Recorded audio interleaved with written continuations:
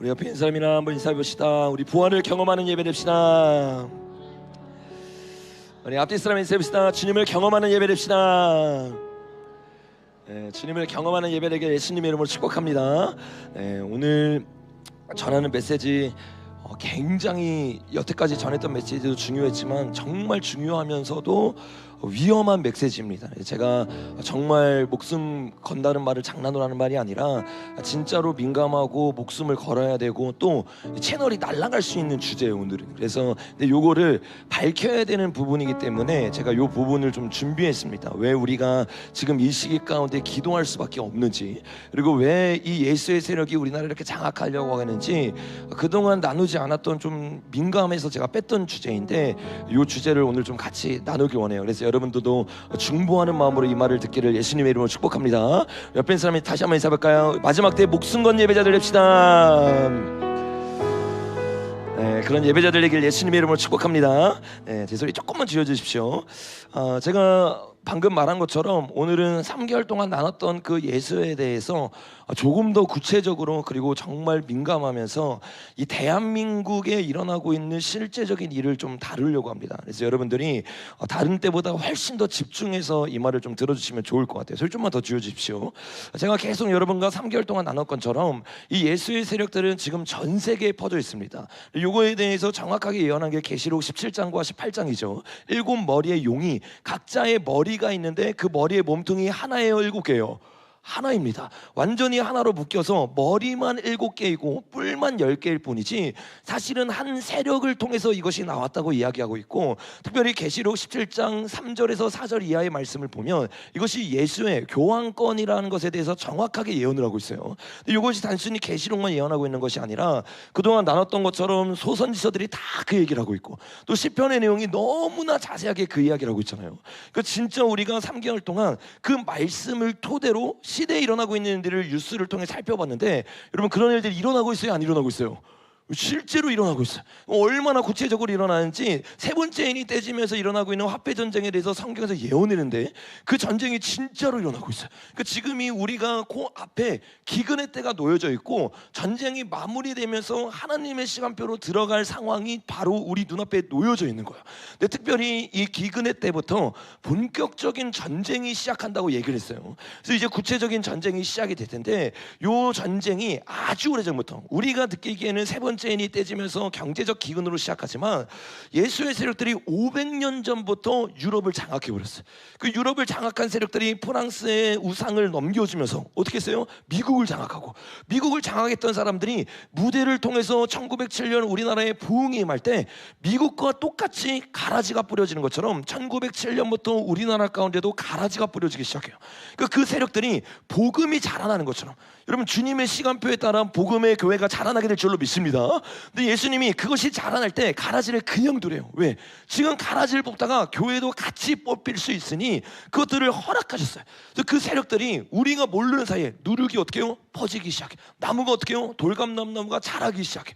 그래서 계시록 18장을 보니까 그 돌감람나무가 완성이 돼서 귀신이 거하는 처소가 되기 시작하고 열방 가운데 계시록 2장과 3장에서 말한 것처럼 자칭 유대인이라고 하는 자들이 땅을 장악했어요. 이게 무슨 말이에요 여러분? 경제 영역을 적그리스가 완전히 가져갔다는 겁니다. 그 화폐 전쟁이 다 끝나고 나면 땅이 여러분 이제 우리 땅이 아니에요 여러분. 하나님이 여러분 땅의 주인이실 줄로 믿습니다. 근데 적그리스는 뭘 해요? 하나님 행세를 하기 때문에 하나님이 땅의 주인이기 때문에 자기가 땅을 다 가져가는 거야. 그때부터 여러분 배급제가 시작됩니다. 이 배급제가 하루아침에 땅 시작되는 것이 아니라 모든 기업들을 어떻게 해요? 포도주를 먹여가지고 다 취하게 만드는 거야. 그래서 미국의 수많은 기업들이 이미 음료에게 취했고 음료가 무너지면서 적그리스에게 넘어오게 될 텐데 먼저 음료에게 취했던 그 기업들이 어떤 기업이냐? 대표적으로 빌 게이츠가 있다고 했죠. 근데 빌 게이츠만 있는 게 아니라 트럼프가 단성되고 그런 기업들이 계속 드러나죠. FBI가 재개를 하기 시작하고 원래 제대로 된 조사를 시작하니까 빌 게이츠랑 뭐 앱스타인 이런 사람만 그런 것이 아니라 정말 간첩 활동을 했던 게 이번 주에 드러났어요. 그 사람이 누구예요? 다음 장면에 보이는 것처럼 페이스북. 이 페이스북의 이름이 뭐로 바뀌었어요 여러분? 메타로 바뀌었는데, 메타는 뭐냐면 여러분, 성경에 장차 나오리, 이 장차 나오리가 예수님을 말하는 게 아니라 다니엘 9장에서 말하는 장차로리는 적그리스도를 말하는 말이에요. 근데 그 장차의 단어가 메타라는 단어예요. 그러니까 메타, 페이스북은 뭘 원했냐면 새로운 신세계 질서를 원했어요. 그래서 페이스북이라는 이름을 버리고 그들은 계속 자신의 표식을 남기길 원하잖아요. 그래서 몇 년 전에 메타라고 이름을 바꾸고 자기가 원하는 활동을 하고 돈을 사람들에게 막 주고 있었는데, 이번 주에 그 내부자가 이것에 대해서 아주 심각한 폭로를 했어요. 근데 그 폭로의 내용이 뭐냐, 이렇게 말하죠. 페이북의 전 임원이었던 사람이 저커버그가 성조기를 두른 채 누구와 내통을 했대요, 여러분? 중국과 내통을 했대요. 이게 굉장히 충격적인 거예요. 단순히 중국과 사업을 했다가 아니라 중국이랑 실제적인 내통이 있었던 거예요. 그래서 우리가 예전에 애니메이션을 보였던 것처럼 중국에서 일어난 그 연구회사에서 일어난 엄청난 일들을 뒤에서 누가 도와주고 있었어요, 여러분? 미국에 있는 한 사업자가 돈을 대주고 있었는데, 그게 빌 게이츠뿐만 아니라 페북을 만들었던 저커버그라고 정확하게 그들이 폭로하기 시작하는 거예요.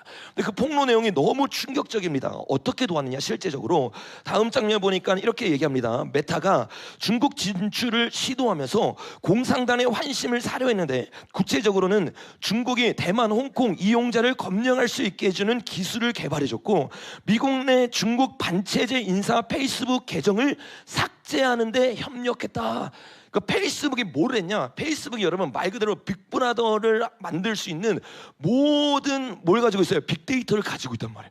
사람들이 어떤 생각을 하고 있는지, 어떤 가치관을 가지고 있는지, 심지어 어디로 다니는지 페이스북만 깔아놓으면 모든 게 추적이 된단 말이에요.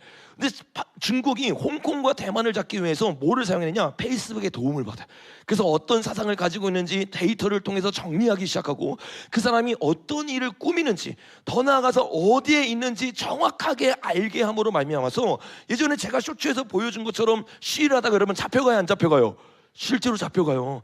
서점에서 공산당이 잘못된 걸 설파하다가 5명이 순식간에 사라져요.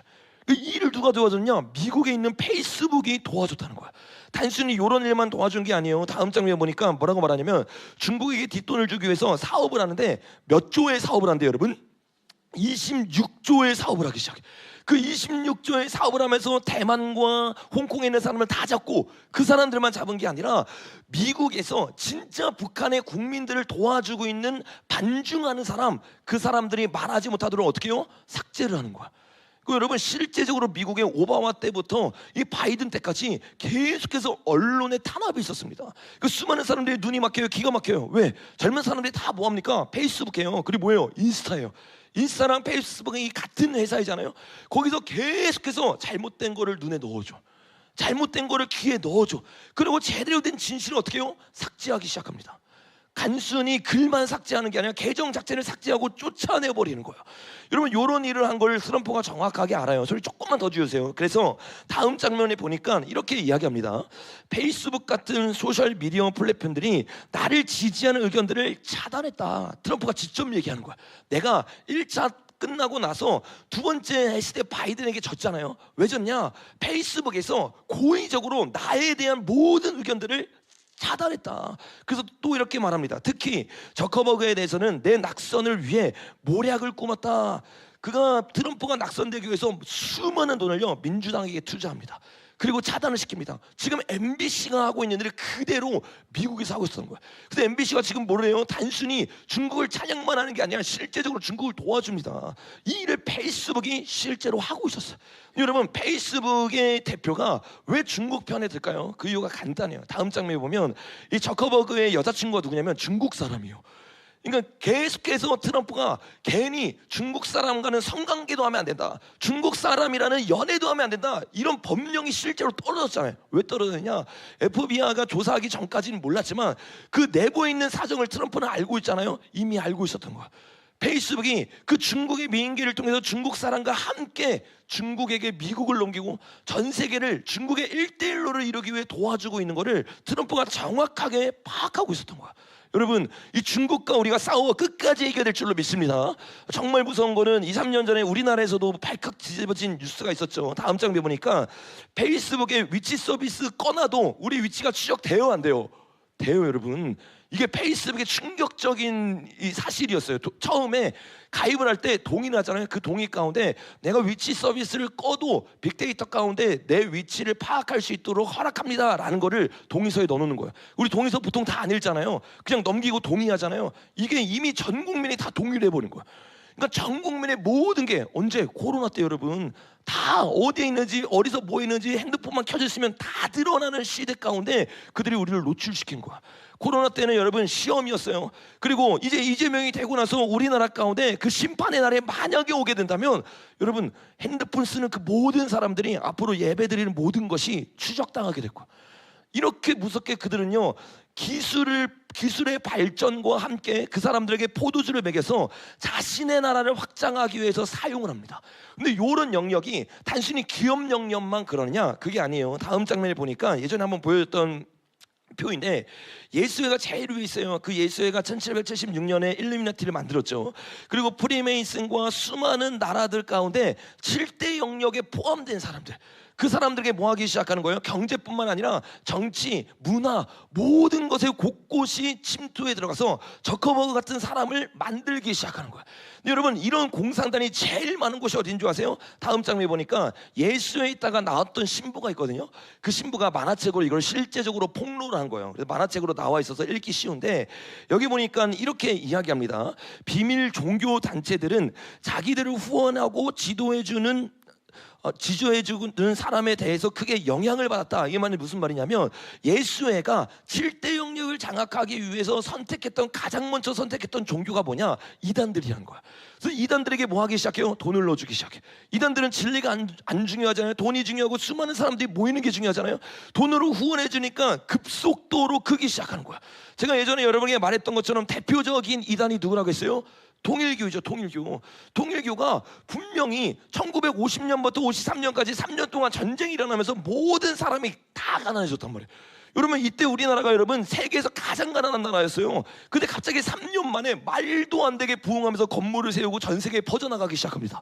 그 돈이 갑자기 어디서 나요? 전쟁 중이었는데 그것도 북한에 있다가 내려왔는데 그 사람을 도와줘서 예수의 세력들이 실제적으로 도와줬고 그 예수의 세력들이 좀 이따도 자세히 나누겠지만 WA에 뭐를 사줬어요 여러분? 건물을 사줬어요. 건물을. 그러니까 이런 세력들이 이단으로 침투해 들어와서 사실상은 포교 활동을 하는 게 아니라 예수의 세력을 도와주기 위해서 그 일을 하고 있었던 거야. 근데 이런 잘못된 이단 종교에만 예수회가 들어온 게 아니라 금요일날 우리가 나왔던 거 잠깐 복습하고 그 다음으로 넘어갈 건데 이게 굉장히 중요하기 때문에 그래요. 이 예수의 세력이 여러분 장로교회 침투에 들어왔어요? 안 들어왔어요? 들어왔어요. 뭐를 통해 들어왔냐? 통합이 처음부터 어디에 가입했어요? WCC에 가입했어요. WCC에 가입하기 위해서 합동과 나눠줬단 말이에요. 그러니까 통합은 처음 태어났을 때부터 WCC인데 그 WCC를 만든 사람 금요일날 나누니까 간단하게만 나누겠습니다. 다음 장면에 보니까 존 모트라고 하는 사람이 WCC를 만들었어요. 근데 충격적인 건 뭐냐? 이 사람이 어떤 사람이냐? 다음 장면에 보니까 WCC를 만들 때 그의 후원자가 누구였다고 말하고 있어요, 여러분? 록펠러였다라고 말해요. 록펠러. 그러니까 WCC를 만든 사람이 WCC를 만드는데 돈이 필요하잖아요. 왜냐면 세계적 기구니까. 근데 그거에 돈을 누가 대줬다고 여러분? 록펠러가 대줬어요. 예수의 세력이. 그러니까 WCC가 그냥 만들어진 게 아니에요. 처음부터 돈 먹고 교황을 도와주기 위해서 교황을 중심으로 해서 종교 통합하기 위해서 존 모트라고 하는 여러분 목회자도 아니에요. 그냥 사업가입니다. 이 사업가를 선택해서 돈을 대주면서 WCC를 만든 거야. 이렇게 여러분 록펠러의 세력들은요 예수회가 기독교를 장악하기 위해서 수많은 돈을 대줍니다. 근데 오늘날 한국교회는 여러분 록펠러 뭐라고 가르쳐요? 하나님께 충성해서 기도하는 사람이기 때문에 하나님이 복을 주셨다. 석유왕이다. 여러분 그 석유왕이요 교회를 위해서 돈을 다 투자해서 만든 신학교가 뭐라고 했어요? 유니온 신학교예요. 유니온 신학교. 다음 장면 보십시오. 유니온 신학교에서 나온 사람들이 어떤 일이에요? 대표적인 사람 누구예요 여러분? 전용경. 지금도 유니온 신학교의 교수입니다. 근데 이 유니온 신학교는 뭐 하는 곳이냐? 동성애를 가르치는 곳이에요. 그리고 혼외 제사를 가르쳐요. 이상학처럼. 그렇죠? 그리고 뭘 가르쳐요? 조은제를 가르쳐요. 이 사람이 1991년에 WCC에 초청을 받아요. 왜? WCC도 누가 만들었어요? 록펠러가 만들었고 WCC에 초청하는 그 교수가 있는 유니온도 누가 만들었어요? 록펠러가 만들었어요. 그 사람이 키워가지고 초청을 해가지고 그 앞에 깨어있는 수많은 태용교회 목사님들을 놔둔 다음에 잠들어 예배를 드렸어요. 근데 거기에 다 취해버립니다. 왜? 돈을 받으니까, 명예가 있으니까, 유경명이 되는 수많은 사람이 모여있는 단체라고 하니까 그 앞에서 회개하라고 못해치는 거예요. 못 일어나는 거예요. 다 술을 마셔버려요. 여러분, 여기서 뭘 불렀어요? 좋은 죄가 뭐예요? 귀신을 초청했어요. 오늘 우리 예배드리면서 주님을 찬양했잖아요. 주님이 와달라고 기도했잖아요. 근데 저 예배는요, 주님이 아니라 수많은 죽은 영, 뭐 모세를 통해 죽은 바로의 영, 바로와 함께 죽은 애굽의 영, 여러분 그들은 적그리스도의 영이란 말이에요. 근데 적그리스도 영을 초청하기 시작합니다. 그리고 한국교회가 완전히 무너진 거예요. 누구를 통해? 록펠러를 통해 한국교회가 무너진 겁니다.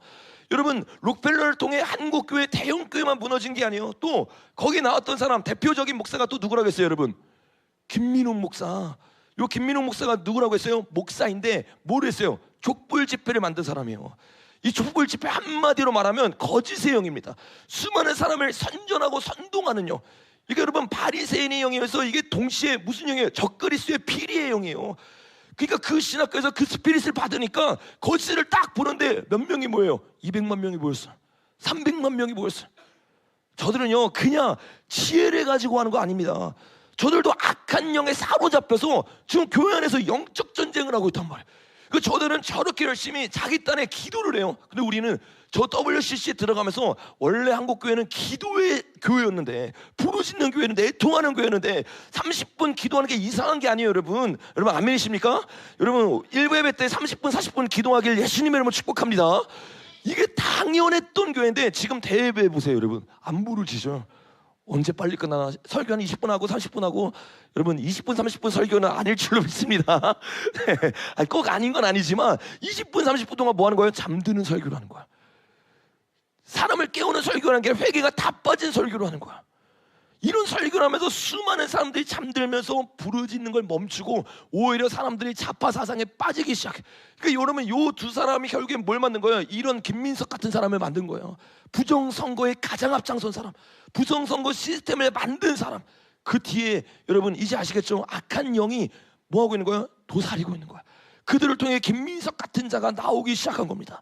여러분 다음 장면 보니까 우리가 금요일에 나눈 것처럼 WCC가 처음 생겨질 때 본부가 없으니까 록펠러가 어떻게 했다고 했어요? 여러분 54만 불을 기부했어요. 54만 불이면 여러분 어마어마한 돈입니다. 그 돈을 가지고 1대, 2대, 3대 총장이 다 그 돈을 가지고 월급을 받고 그 돈을 가지고 건물을 세워서 WCC를 만들어서 공산주의에 들어가게 만드는 거야. 그 다음 장면에 보는 것처럼 WA도 마찬가지라고 했죠. WA들 통일교 출신이었던 장재영 목사가 엄청나게 돈이 많습니다. 통일교는 그걸 가지고 뭘 해요? WA를 도와줘. 새 사무실을 막 주기 시작해. 근데 여러분 이게 어디에 나온다고 했어요? 다음 장면 보니까 한국 일루미나티 카드도 아니야. 진짜 세계 일루미나티 카드, 모든 예언이 실제적으로 이뤄낸 카드 가운데 문선명이 나옵니다.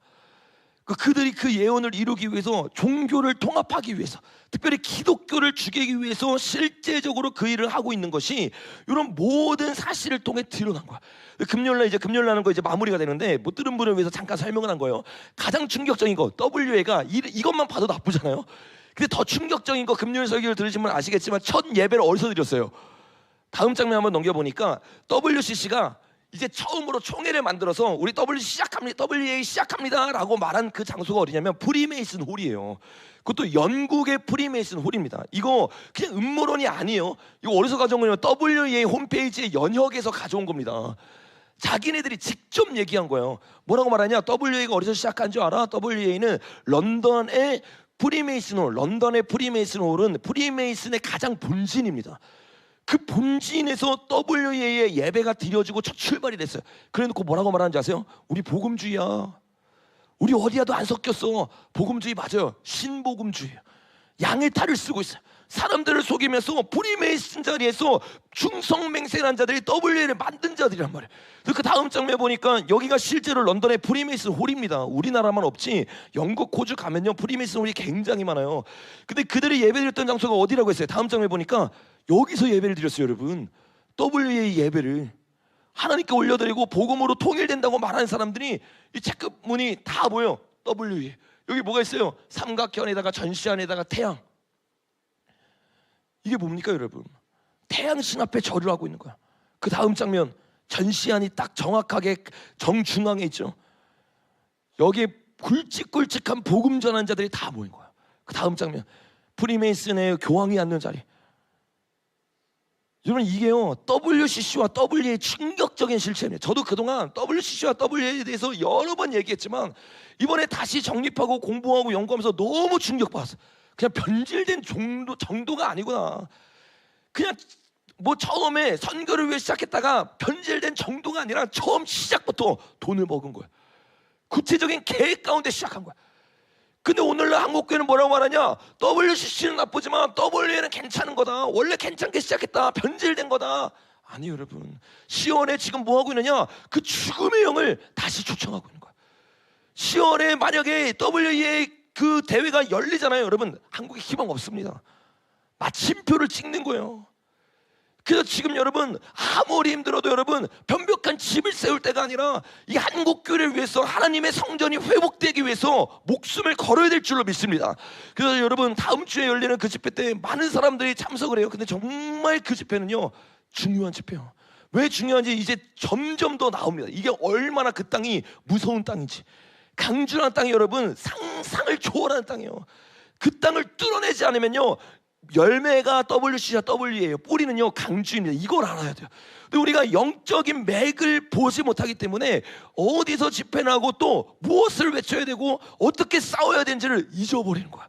여러분 그 강주 땅 가운데 회개의 영이 일어나기를 예수님의 이름으로 축복합니다.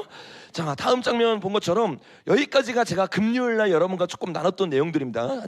뒤에 두세 페이지까지 여기의 내용을 살펴보니까 이렇게 종교 영역에 그들이 침투해 들어왔죠. 이 침투를 하기 위해서 특별히 기독교회는 가장 먼저 어디에 침투했다고 했어요? 금요일날 들으신 분? 신학교에 침투했다고 했죠. 신학교에 보니까 다음 장면에 보니까 가장 먼저 신학교에 침투했던 예수의 제자들이 말했던 게 환란 전 휴거를 말했다고 했어요. 왜? 그래야 환란 전에 교회가 휴거하기 때문에. 그러면 적그리스도와 만날 확률이 있어요 없어요? 없으니까 지금 일어난 교환권이 적그리스도가 아니다, 요거를 말하기 위해서 환란 전 휴거를 말하면서 7년 대환란과 마지막 때가 우리와 상관없는 것처럼 만들어버리는 일을 첫 번째 했고, 두 번째 다음 장면 우리가 나눴던 것처럼 이제는 사람들이 눈이 멀었으니까 마지막 때 어떻게 해요? 사랑 사랑 외치면서 종교를 통합시키기 위해서, 이것도 예수의 신부라고 했어요. 예수의 신부가 신학교에 들어와서 익명의 그리스도라는 잘못된 이론을 살포합니다. 이게 뭐예요? 어떤 종교에도 구원이 있다는 거예요. 불신자도 구원받을 수 있다는 거예요. 근데 신학교 가면요, 선교학 배우면요, 이걸 가장 먼저 배웁니다. 이거 말이 안 되는 거예요, 여러분. 신학교가 완전히 썩어져 버린 거야. 1910년에 일어났던 에딘베리 선교회에도 누가 있었어요, 여러분? 예수의 세력이 있었는데 선교학 배우면요, 1910년에 이 선교 대회에 대해서 배우고, 그리고 익명의 그리스도인에 대해서 배우면서 WCC와 같은 그런 선교의 역사를 계속해서 신학생들이 배우는 거야. 그게 어떻게 배워요? 아, 이건 좋은 거야. 여기서부터 수많은 것들이 출발했어. 이렇게 사람들을 미혹하기 시작하는 거야. 이게 두 가지의 예수회가 신학교에 들어와서 신학생을 미혹한 역사인데, 여기에 하나가 더 첨부됩니다. 이게 오늘 나눌 내용인데, 그게 뭐냐면 한번 따라해볼까요? 그것은 바로 해방신학입니다. 다음 장면 넘겨보면 해방신학, 민중신학이라는 게 있어요. 해방신학과 민중신학 같은 개념입니다. 근데 그 개념 역시 누가 만들었냐면 남미의 해방신학의 아버지라고 부르는 신부가 만들었는데, 그 신부가 어디 출신이에요, 여러분? 예수의 출신이에요. 그 예수의 출신이요, 알게 모르게 한국의 신학에 엄청나게 영향을 끼쳤어요. 여러분 이때 당시가 어떤 당시입니까? 예수회가 뭘 만들었어요? 공산주의를 만들었어요. 그리고 프랑스를 점령합니다. 그리고 러시아를 점령합니다. 이렇게 점령하면서 나아가면서 그거를 가장 막는 세력이 뭐예요? 교회란 말이에요. 교회가 부흥하고 웨슬리가 부흥을 일으켰던 곳에는요, 공산주의가 안 들어가. 그리고 어떻게 해요? 그리스도를 무너뜨리기 위해서, 기독교 문화와 말씀을 무너뜨리기 위해서 남미에서부터 어떤 일 하냐? 예수의 신학자가 해방신학이라는 걸 만들어요.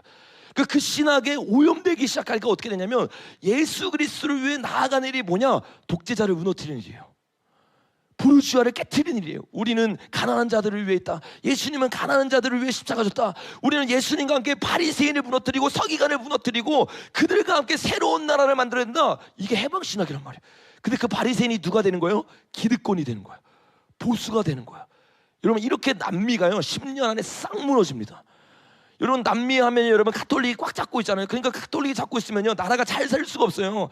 근데 몇십 년 동안 잡고 있던 가톨릭이 잡고 있던 그 땅 가운데 잘못된 신학이 딱 들어가니까 10년 만에 그리스도의 이름으로, 예수의 이름으로 혁명이 계속 일어나기 시작해. 그 혁명으로 말미암아서 남미가 넘어지는 것을요 러시아와 또 공산주의가 퍼지고 있는 모든 나라 사람들이 보기 시작했어요. 여러분 그때 당시에 가장 공산주의 이론이 뛰어났던 나라가 어딘지 아세요? 우리나라요. 우리나라는 1980년대, 1990년대 이미 세계 공산주의에서 가장 뛰어난 이론을 만들었습니다. 그 이론을 여러분 누가 만들었어요? 서울 교육감이었던 조희연이 만들었어요. 조희연이 가장 뛰어난 이름을요 1권, 2권, 3권 이렇게 정확하게 적어가지고 공산주의 역사를 쫙 정립한 다음에 그거를 가지고 공부를 했어요. 그 우리나라는요 그 어떤 나라보다 공산주의에 있어서 뛰어난 이론을 가지고 있는 나라입니다. 그렇게 열심히 공부하고 있는데 남미에서 소식이 들려와. 그래서 그 공산주의자들이 뭐 하기 시작하냐면 그때부터 그 이론을 받아들입니다. 그래서 70년대 80년대 때 우리나라를 장악했던 이론이 바로 민중신학입니다. 그 민중신학이 들어오기 시작하면서 민중신학을 만들었던 예수의 세력들이 우리나라에 1960년대부터 들어와서 개척을 하기 시작합니다. 그게 누구냐면 정의구현 사제단. 정의구현 사제단. 이건 가톨릭의 예수입니다. 요 세력이 딱 들어왔는데 개신교가 어떻게 해요? 하나 되기 시작해요. 왜? 예수님이 안 중요하니까. 가톨릭과 하나 되는 게 그들에게 이상한 게 아닙니다. 그래서 완전히 하나 돼서 이제부터는 누구의 말을 듣냐? 교황의 말을 들어요. 다음 장면 보니까 그런 대표적인 교황 중에 하나가 누구예요, 여러분? 해방신학 예수의 출신인 교황. 이게 프란치스코란 말이에요. 그러니까 프란치스코는 정확하게 그 사상을 가지고 있습니다. 어떤 사상? 공산주의 사상, 해방주의 사상, 민중을 위하는 민중신학의 사상. 그 사상을 가지고 우리나라의 예수의 세력들이 들어와서 개신교를 도와가지고 민주화 운동을 시작해요. 그래서 우리나라에서 일어난 민주화 운동은요 정확하게 말하면 정치인들이 시작한 거 아니에요. 종교의 영역에서 먼저 시작했습니다. 그래서 제가 계속 나눴던 것처럼 이재명도 마찬가지예요. 김태년도 마찬가지예요. 이인영도 마찬가지예요. 다 누가 키웠어요? 목사가 키웠어요. 이인영 목사가 누구와 연결되어 있어요? 정의구현 사제단과 연결되어 있습니다. 그에게 가장 많은 사상을 줬던 두 사람이 있어요. 첫 번째 문익환이라고 했죠. 두 번째 누구냐? 함석헌이에요. 다음 장면 보니까 우리나라의 민중신학의 아버지, 해방신학의 아버지라고 불리는 사람이 누구냐면 함석헌이에요. 여러분 누구라고요? 함석헌. 요 이름을 잘 외워두셔야 돼요. 함석헌이 예수의 신학을 우리나라에 갖고 온 장본입니다. 그러니까 여러분 어떻게 해요? 종국 빨갱이잖아요. 완전히 그 사상이 함께 있는 거예요. 왜? 빨갱이 뒤에 누가 있었어요? 중국. 중국 뒤에 누가 있었어요? 소련. 소련에게 누가 돈을 줬어요? 예수회가 돈을 줬어요. 그 돈을 가지고 우리나라 장악하기 위해서 먼저 우리나라는 어떤 나라예요? 1907년부터 엄청 뜨겁게 부흥이 일어났단 말이에요. 이승만을 통해서 이 모든 사실들을 사람들이 알고 기독교 중심으로 세워졌단 말이에요. 그러니까 어떻게 해요? 가장 먼저 남미처럼 기독교 문화를 없애기 위해서 기독교의 이름으로 침투해 들어간 거예요. 그 함석헌을 통해서 여러분 충격적인 살인의 영들이 막 벌어지기 시작합니다. 이 함석헌이 누구와 함께 했냐면 여기 다음 장면 볼게요. 여기 함석헌이 이 사람인데 이 사람이 여기 나오는 이 여자분과 함께 했습니다. 잘 기억하세요. 오늘 중심으로 나오는 여자입니다. 이 여자 이름이 콜렛 누아르라는 사람. 콜렛 누아르. 이름을 잘 기억하세요. 콜렛 누아르. 이 사람이 함석헌에게 뭐한 사람이냐면 예수의 사상을 전달해주고 함께 도와서 그 일을 했던 사람입니다. 그 예수의 사상에 딱 들어가니까 그때 당시에 여러분 기득권이 누구예요? 박정희고 전두환인 거야. 그들을 무너뜨리기 위해서 신학생들의 마음 가운데 불을 막 넣어주기 시작합니다. 그러면서 이것이 혁명으로 딱 일어나서 세계사적으로 우리는 모르지만 공산주의에서 세계사적으로 러시아 혁명 다음에 성공한 혁명이 뭐냐? 바로 강주의 5.18입니다. 여러분 이걸 정확하게 알아야 돼요. 이 5.18은 여러분 이야기하면 채널이 다 날아가요. 왜냐하면 법으로 정해졌기 때문에. 그래서 진짜 팩트적인 것들을 얘기해야지만 이거 실제로 감옥에도 잡혀갑니다. 근데 여러분 이게 팩트예요. 5.18은 여러분 예수회가 침투에 들어와서 실제적으로 일으킨 혁명입니다. 어떻게 그 혁명을 일으켰느냐? 다음 장면에 보면 5.18이 딱 터지자마자 가장 먼저 강주에서 일어난 사람들이 저기 보니까 누구예요 여러분? 다 누구예요? 천주교 정의구현 사제단, 천주교 정의구현 사제단, 다 정의구현 사제단 출신들이 일어나서 서명을 합니다. 어떤 서명? 우리는 전두환 못 받아들인다. 전두환이 5월 17일 날 뭐 했어요? 계엄령 딱 터뜨렸잖아요. 계엄령 터뜨리니까 그 계엄령을 막기 위해서 정의구현 사대단 예수회 출신, 특별히 어디 강주에 있는 예수회 출신들이 다 일어났어. 그래서 그들이 일어나가지고 이 모든 사실들을 우리나라에 있는 예수회들과 힘을 합쳐서, 더 나아가서 북한과 중국과 열방에 퍼진 예수의 세력들의 힘을 합쳐서 이 전쟁을 해나가기 시작합니다. 이 전쟁 가운데 누가 가장 많이 도와주냐? 북한과 중국도 도와줬어요. 근데 외세에 있었던 예수의 세력들이 침투에 들어와서 많이 도와줬습니다. 그래서 그 세력들이 어디에 숨냐? 성당에 숨어요. 근데 성당에서 그들을 도와주고 물질로 후원했던 사람이 잡혔어요. 이 전두환 5.18 때. 다음 장면에 보니까 누가 잡혔냐면 코렌 누아르라고 하는 사람이 잡혔어요. 누구예요, 여러분? 아까 민중신앙의 아버지와 함께 있던 사람이잖아요. 그 사람이 실제로 간첩회의를 하다가 합수부에 잡혀서 2차례 조사를 받았어요.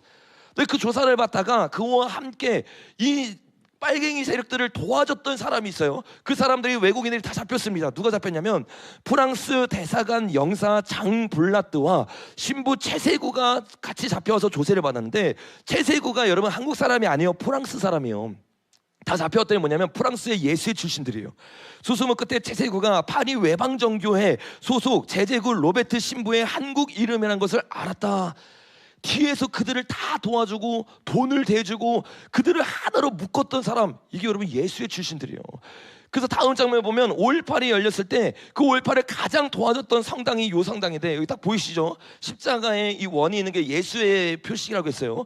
요 성당에서 실제적으로 뭐 하기 시작하느냐? 그들이 모여서 작당에 일하기 시작해. 그래서 그들이 모여가지고 어떻게 하면 여기를 장악할 수 있나, 이거에 대해서 실제적으로 생각한 예수의 역사에 있어서 굉장히 중요한 성당입니다. 그래서 이 성당을요, 예수의 세력들은요 거기서 기념비적인 성당이기 때문에 여기서 예배를 드려요. 다음 장면 가보니까 이게 북동성당인데, 북동성당은 한국 민주 농민운동사에 큰 획을 그었던 한평 고구마 사건과도 엮였다. 또한 5.18의 진상규명을 요구한 서강대학생 김익이 열사하고도 엮이는 곳이다. 김익이가 이 사건에 가장 뛰어들었거든요. 근데 김익이가 어디 출신이에요, 여러분? 서강대 출신이에요. 서강대가 누가 만든 학교예요?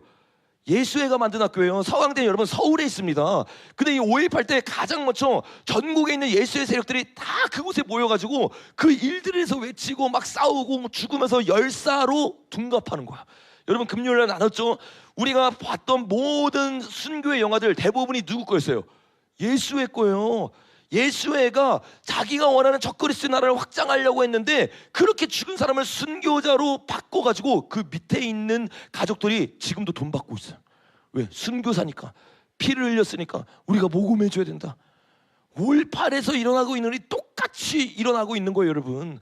여러분 이런 일들이 계속 일어날 때 이 서강대에 있는 사람들만 오고 이랬던 게 아니에요. 이 사람들이 다 어떻게 해요? 서울에 있는 예수의 출신들이 다 이 성당에 모입니다. 그러니까 이 성당은요 역사적으로 너무 중요한 성당이에요. 이 성당에서 누가 굳이 찾아가서 예배드린 줄 아세요? 문재인이 찾아갔어요. 문재인이 언제 찾아간 줄 아세요? 밑에 이렇게 말합니다. 2017년 3월 문재인 당시 대통령 후보가 박근혜 대통령 탄핵 직후 진도 팽목함을 들렸다가 강주로 와서 미사에 참석했던 성당이기도 하다. 너무 소름 돋지 않으세요? 이 예수회 중에 예수회가 문재인이란 말이에요. 그래서 문재인이 되자마자 교황을 2번 만났고 그 중에서도 예수회 성당에서 인신제사를 드렸단 말이에요. 근데 그 사람이 대통령이 되기 바로 직전에 박근혜 대통령 탄핵되자마자 기뻐가지고 어떻게 하냐면 세월호를 가. 왜? 세월호가 감사하고 고맙대잖아요. 거기에 가가지고 감사하다고 막 예배를 드리고 어디로 들어가요, 여러분? 예수의 성당으로 들어가요. 거기서 예배 드려요. 왜? 그동안 내 앞서 싸웠던 공산주의, 앞서 싸운 게 아닙니다. 사실은 좀 이따 나누겠지만 5.18에 가장 앞장섰던 사람이 청년 문재인이에요. 문재인이 그걸 기억하고 여기에 들어가서 그 부분들에 대해서 어떻게 해요? 자기가 섬기는 하나님, 이게 음료거든요. 음료에게 경배한 거예요. 여러분 5.18이 일어나면서 계엄령을 무너뜨리기 위해서, 전두환을 무너뜨리기 위해서 전국의 예수의 세력들이 일어났다고 지금까지 설명을 드렸습니다. 근데 요 세력들을 가장 앞장서서 전두환이 잘못됐고 잘못된 계엄령이다라고 외쳤던 곳이 어디냐면, 다음 장면 이게 신문에 나오는데 계엄사 수사당국은 12일 날 강주 사태의 진상을 고의적으로 왜곡, 허위 사실을 유인물로 대량 제작, 일반 시민에게 유포하거나 성당 미사를 통해 신도들에게 낭독하는 등 계엄 포급령을 위반한 천주교 정의구현 사재단 소속 서울교구 사무국장 신보를 비롯하여 쭉쭉쭉쭉쭉이 다 잡혔어요. 이 사람들 여러분 강주에만 있는 정의구현 사대자 아닙니다. 대표적으로 명동 이런 데 누가 있어요? 김수환, 추기경 이거 다 누구예요? WCC 얘기할 때 저기 누구예요? WCC 만든 사람 통합해서 북한에서 넘어온 좀 크게 말해주세요.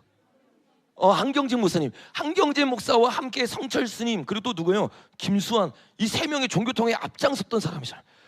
요 명동 성당에서 계속해서 이런 일들이 잘못된 왜곡된 뉴스를 통해서 사람들의 마음에 불을 넣어줘요. 청년들의 마음 가운데 우리가 민주화해야 된다. 우리가 강주 지켜야 된다.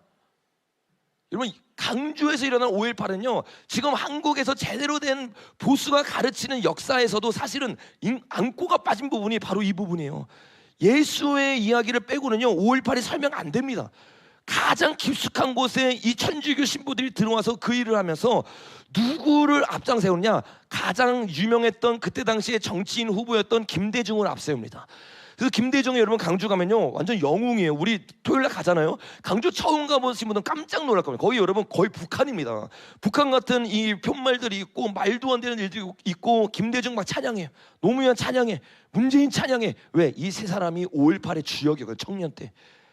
근데 이 청년이었던 이 사람들에게 돈을 내주고 옆에서 도와줬던 사람이 다음 장면에 보니까 이렇게 말합니다. 하지만 조비오 신부는 1980년 5월 18일 민주화 운동 당시 시민수습위원으로 참여해 부조리에 맞서다가 고 김대중 전 대통령과 함께 옥고를 치렀다. 김대중만 5.18 때 앞장섰던 게 아니에요. 그 배후에서 도와줬던 사람이 바로 조지오 예수의 신부입니다. 그러니까 여러분 외국 사람들, 외신 기자들 그들은요 우리나라 사람들 어떻게 못하잖아요. 그 사람들이 왔다 갔다 하면서 지금 일어나고 있는 모든 정보를요 뒤로 돌려서 북한에 집어넣어요. 뒤로 돌려서 돈을 후원해줘. 여러분 어떻게 일반 사람이 그런 말도 안 될 그 규모의 일을요 스스로 일으켰겠어요? 스스로 일으킬 수가 없습니다. 이건 공산당 혁명이었어요. 지금 이거 공산당 혁명이라고 말하잖아요. 이거 지금 유튜브 나가고 있는데 감옥 잡혀갑니다. 법을 제정해버렸어요. 민주당에서 가장 1호로 법을 제정한 게 여러분 이거잖아요. 왜? 이거 건들잖아요. 5.18 건들고 진짜 실체 드러나잖아요. 그들의 뿌리가 다 드러나는 거예요.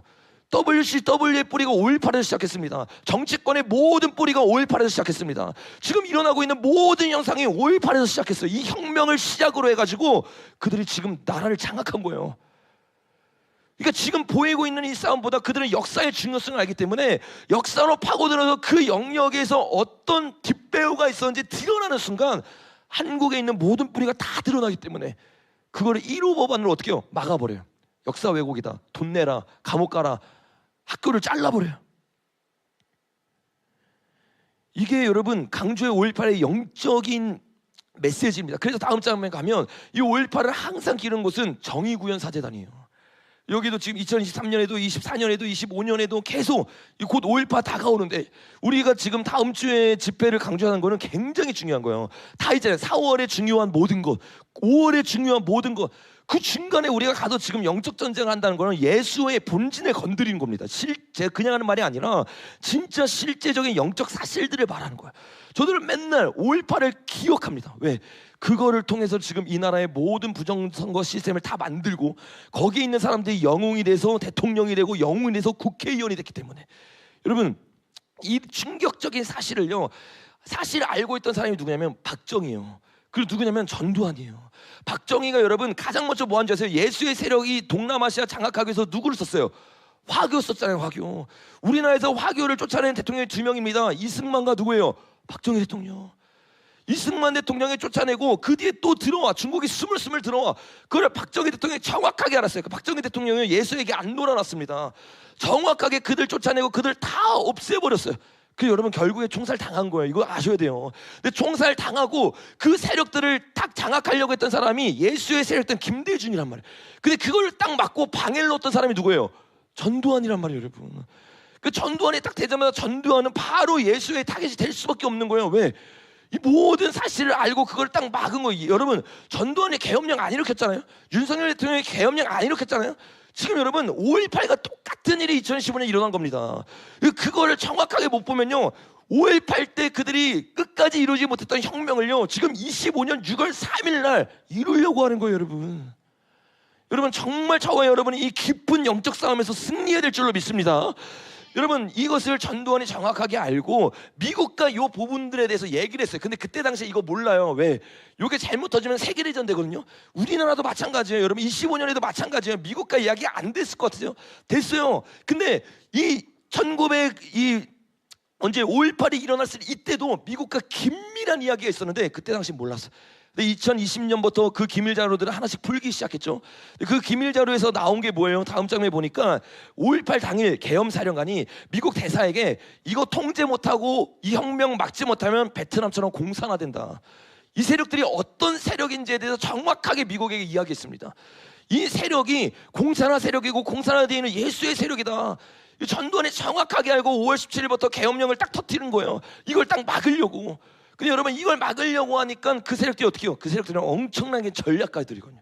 그래서 우리가 마지막 주 맨날 오후에 나누는 것처럼 4.3 사건 배웠잖아요. 여러분, 대구 시어랑제 배웠잖아요. 그냥 일어난 게 아니에요. 경찰은 막으려고 했어. 근데 어떻게 해요?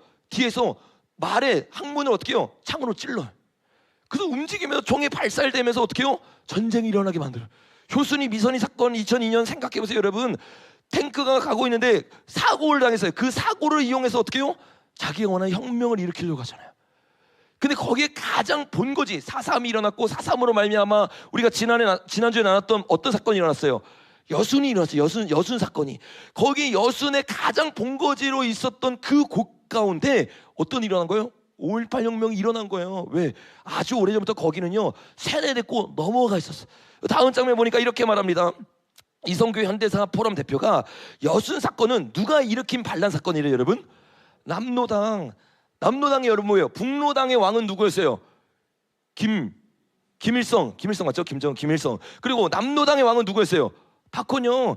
이거 다 만든 게 누구였어요? 소련이 만들었어요. 여러분, 소련의 돈을 누가 줬다고? 야고식부 예수가 줬단 말이에요. 그 돈을 가지고 박헌영까지 돈이 흘러간 거예요. 예수의 돈이 아주 오래전부터 여순 가운데 그리고 강주 가운데 퍼지기 시작하고 그 사람들을 세뇌시켜서 어떻게 해요? 자기가 원하는 혁명을 일으키려고 했던 거야. 혁명 일으키기 위해 첫 번째 조건, 기독교를 없앤다. 그래서 여순 사건 때 가장 먼저 누가 죽었어요? 송영호 목사님 두 아들이 죽었어요. CCC 했던 진짜 주님을 위해 죽고자 했던 보수 청년들 다 죽었어요. 경찰서에 무덤처럼 쌓였습니다. 여러분, 그들이 다 죽고 영적으로 무지해지고 사람들이 두려워하기 시작하니까 그 가운데 정의구현 사제다가 자리를 잡기 시작해. 사람들을 세뇌시키기 시작해. 그리고 나서 세뇌된 그 사람들이 어떻게 돼요? 5.18을 딱 일으킨 거야. 여러분, 전두환 대통령과 미국이 나눴던 그 기밀 문서가 계속 발견되고 있는데 그 발견된 내용 중에 또 다른 내용이 뭐냐? 충격적이에요. 다음 장면 보니까 DJ가 학생들에게 돈 주고 내란 성동을 했다. DJ가 김대중이잖아요. 김대중이 실제로 돈이 어딨어? 김대중이 돈을 다 받은 거예요. 그 돈을 가지고 어떻게 해요? 사람들을 사는 겁니다. 내란을 선동합니다. 이게 실제 미국 기밀 문서에 나와 있는 내용이에요. 여러분, 근데 계속해서 뭐라고 말하냐? 이거 평화시위였다, 평화운동이었다, 아무것도 모르는 선량한 시민들이 그냥 죽은 거다. 아니에요. 여러분, 그냥 죽은 게 아니에요. 이거 다 어떻게 해요? 거짓말을 백배나는 게벨스의 전략을 쓰고 있는 거예요. 실제로 다음 장면에 보면 1995년 서울지방검찰청에서 이 5.18 사건에 대해서 조사한 수사 결과지가 있습니다. 여기 보면 뭐라고 말하냐? 공수부대가 철수하지 않은데 항의하며 시위대가 화염병을 투척하여 개헌권 장갑차에 불이 붙는 순간 시위대 장갑차 한 대가 갑자기 공수부대 쪽으로 돌진했다. 그럼 시위부대가 선량한 시민이 어떻게 장갑차를 봅니까? 화염병을 던집니까? 사람을 죽입니까? 근데 선량한 시민들이라고 여전히 유공자 행사하는 것. 누구처럼? 예수애가 죽은 사람들을 순교자로 둔갑하여서 그들에게 돈을 주는 것처럼. 그 똑같은 예수의 혁명이 강주에서 일어난 거예요. 여러분, 이 강주에서 일어난 이 사건에 대해서 사람들이 다 거짓말하지만 영상이 남아있어요. 여러분, 이 영상을 보세요. 얼마나 끔찍한 일어나는지 잠깐 한번 보기를 원합니다. 한번 틀어주십시오. 소리랑. 잠깐만요. 요거를 여러분 충격적인 거, 이 5.18 영상이 어디 거냐면 북한에서 방송하는 거예요. 북한에서. 그러니까 5.18이 일어난 그때 당시에 탈북자들이 실제 증언하고 자료가 있는 겁니다. 뭐라고 말하냐, 5.18 할 때 그거를 실시간으로 북한에서 계속 방영이 됐대. 어떻게 그게 방영이 됐을까요? 일단 한번 보겠습니다. 네.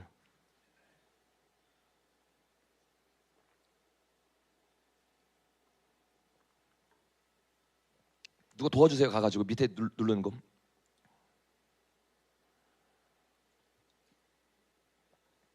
무너져가는 군사 파쇼 통치의 위기를 수습할 수 없을 것이다.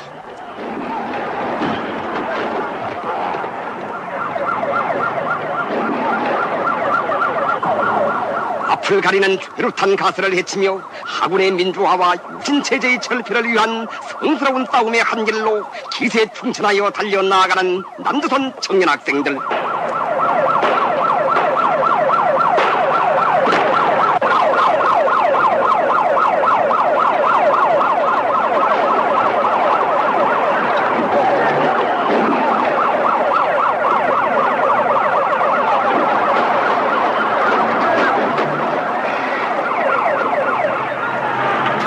잘 기억하세요. 오후 6시 50분 경찰의 저지선을 돌파하고 무역회관 옥상에 오른 서울의 청년 학생들은 돌과 빈병, 철조박으로 원수놈들의 머리 위에 된드락을 쏟아부었다.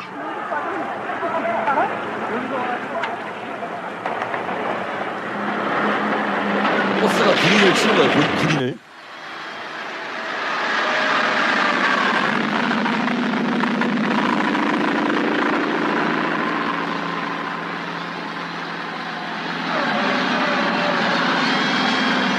남조선 청년 학생들의 투쟁은 유신잔당의 악랄한 파쇼적 탄압 책동에 대처하여 더욱 격렬해졌다.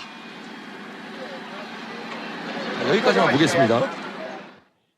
여러분 버스가 들이박은 거 보세요. 보셨어요? 이게 평화시위예요, 여러분. 절대 평화시위 아니었습니다. 군인들이 막고 있는데 바로 100km 이상으로 전력 질주해서 치고 가는 거예요. 여러분 저 일이 우리가 5.18을 제대로 모르면 이해가 안 되는데 이 일이 강주에서만 일어난 거 아닙니다. 5.17 때 계엄령이 터지면서 전국적으로 그 일이 일어나면서 강주에서 심하게 일어났다는 것뿐이지 전국에서 예수의 세력들이 일어나서 저 짓거리를 했어요. 저 짓거리를 하면서 이게 5.18까지 발단이 됐던 결정적인 이유가 있어요. 4.3이랑 똑같습니다. 10월 항쟁이랑 똑같습니다. 어떻게 해요?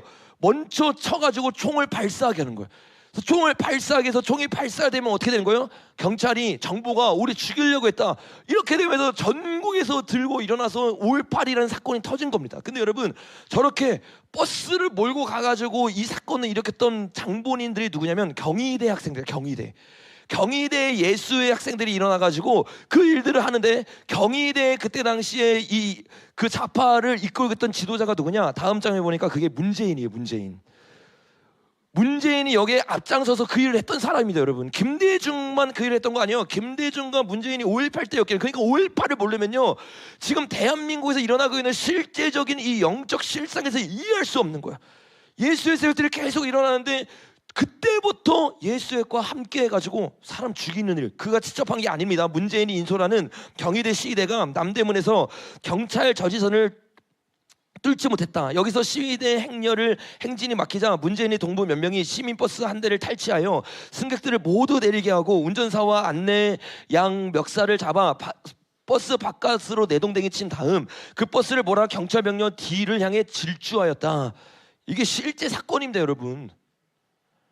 문재인 여러분 이때 어떻게 했어요, 여러분? 감옥 갔어요.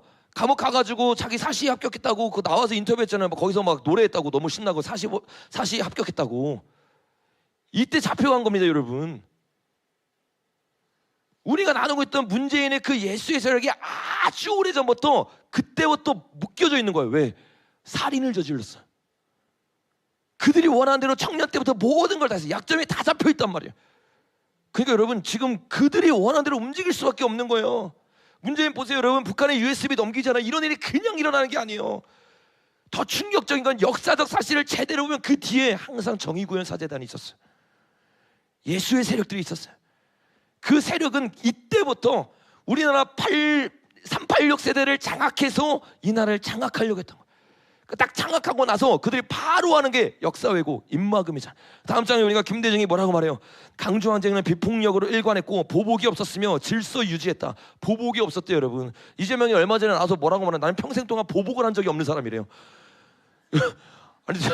아니 어떻게 거짓말을 이렇게 눈 하나 깜짝하지 않고 할 수 있어요? 여러분, 영상이 남아 있는데, 그것도 북한에 실시간으로 전달되는데, 어떤 사람들은 이것이 북한군이 실제로 와서 한 소행이라고 말하잖아요. 그러니까 감옥까지 보내. 감옥을 갔다 왔다니, 감옥을. 북한군이 실제로 있었든 없었든 나도 그거 말하면 감옥 가니까, 그것보다 더 정확한 팩트가 뭐예요? 그거 뒤에 있는 예수의 세력이 실제로 신부로 도와줬다니까. 이게 역사적 팩트잖아요. 그러니까 바로 그 방송들이 북한에 들어가서 쏘아지는 거예요, 여러분. 이게 우리나라 근현대사에 숨겨져 있는 충격적인 비밀입니다. 6.25 때만 일어난 게 아니에요, 여러분. 탄핵 때만 일어난 게 아니에요. 이 탄핵은 열매일 뿐이에요. 그 아주 깊은 곳부터 이런 일이 있었던 거예요. 김대중이 계속 말하잖아요. 비폭력 정신이었다. 김원기 비폭력과 평화 정신이었다. 김영진 강주 시민의 비폭력 저항 운동이었다. 이낙연 민주인권 평화 운동이었다. 이거 다 어디서 말한 거예요, 여러분? 프랑스 혁명 때 말한 거잖아요. 프랑스 혁명 때. 프랑스 혁명에서 말했던 그 일들이 그대로 딱딱딱 일어난 거야. 이 80년대 90년대를 그렇게 거짓된 민주화 항쟁이 일어나면서 결국 어떻게 됐어요, 여러분? 이 전두환 다음 노태우 다음 김영삼 때부터 계속해서 자나 우나할 것이 그 눈치를 보면서 완전히 장악당한 거예요, 여러분. 완전히. 그래서 그 세력들은 민주화 운동했던 영웅이라는 이름으로 어디에 들어가요? 정치인이 딱 돼. 그 뒤에는 예수회가 약점을 다 잡고 있는 거야. 그래서 그들이 대통령이 돼가지고 그때부터 뭐 하는지 아세요? 여러분, 1997년에 외환위기 그냥 일어난 게 아니라고 했죠. 그 외환위기 일어나면서 누가 왔었어요? 조지 소로스가 왔잖아요. 근데 그때 처음 본 게 아닙니다. 김대중이 대통령이 됐을 때 누가 불렀는 줄 아세요? 다음 장면에 보면 이게 1997년 빌더버그 회의의 명단이에요. 빌더버그가 뭔지 아시죠? 예수회 중에서 가장 높은 사람들과 전략 회의를 짜는 곳이에요. 여기서 나오는 모든 일은 발설 금지입니다. 근데 1997년에 여기 누가 갔냐면 김대중이랑 김영삼이 갔어요.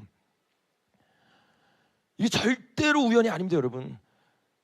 1997년 그 전에 빌더버그 회의를 통해서 이 모든 것들을 알고 어떻게 진행해야 되는지까지 그들이 생각하고 있었던 거예요. 그들이 위에 올라갈 수 있도록 발판을 댔던 것은 5.18이었고, 그냥 강주 땅은 여러분 아주 오래전부터, 그러니까 거기서 외로이 싸우면서 진실을 외쳤던 분은 누구예요, 여러분? 송영호 목사님 같은 사람. 그들을 다 죽이는 거예요. 왜? 건드니까 계속. 정의구현 사대는가 함께하고 우리가 원하는 대로 따라와야 되는데 교회 안에서 계속 진실을 말하니까 그들을 먼저 숙청하는 거야. 죽이는 거야. 이 강주 땅에서 여러분 김대중, 문재인, 노무현, 더 나아가서 여러분 그 이전에 수많은 사람들이 빨갱이에서 북한으로 실제로 넘어갑니다. 중국까지 넘어갑니다. 그 대표적인 사람 중에 한 명이 누구냐면 그 다음 장에 보면 정률성이라고 하는 사람이에요. 정률성. 이 사람이 여러분 중국의 인민가를 만든 사람이에요. 북한 편에 서서 6.25 전쟁 때 우리 나라를 죽이겠다 내려온 사람이에요. 근데 문재인이 중국에서 뭐라고 말하는 줄 아세요? 강주시에는 중국 인민해방군가를 작곡한 한국의 음악가 정률성을 기념하는 정률성로가 있습니다. 우리나라 죽이려고 북한 편에서 같이 내려온 사람을 강주에서는 정률성을 기념해서 정률성로를 만들었어요. 그리고 중국에 가가지고 이 말하고 바로 어떻게 하는 줄 아세요? 와가지고 강주에 이 사람 박물관을 만들려고 그래요. 이 사람이 어떤 사람이에요? 다음 장면에 보면 이 사람은요 인민가 중에서도 세뇌시키는 가장 뛰어난 인민가를 만들었다고 해서 중국에서 정률성 기념관이 2곳이나 있어요. 그 북한에서는 김일성 표창장까지 받은 사람입니다. 이 사람을 민주당이 막 찬양을 해요. 다음 장면에 보니까 6.25 전쟁 때 북한군과 함께 서울 내려와서 공격했던 사람. 이 사람을 다음 장면 문재인이 뭐라고요? 박물관을 만들겠대요. 중국과 하나 되겠다고. 여러분 이제 지금 한국 근현대에서 일어나고 있는 이 역사적 사실 가운데 굉장히 깊숙하게 숨겨져 있었던 예수의 면모가 보이기 시작할 거예요.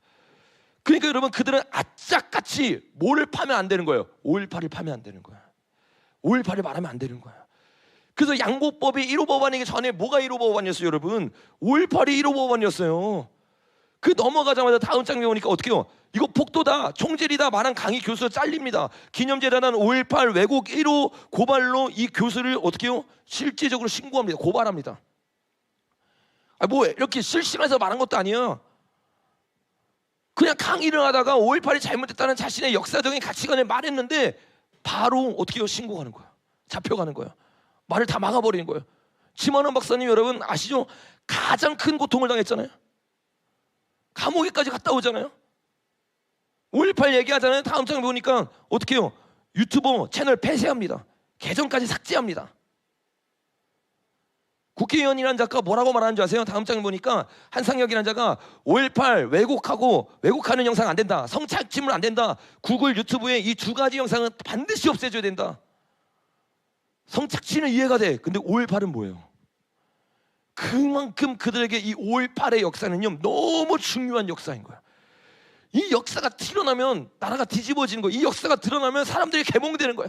그러니까 이 역사를 막기 위해서 어떻게 하는 거야? 계속해서 언론 조작하는 거야. 역사 조작하는 거야. 법안을 발의하는 거야. 이미 한국은 여러분 진실을 외칠 수 없는 나라가 됐어요.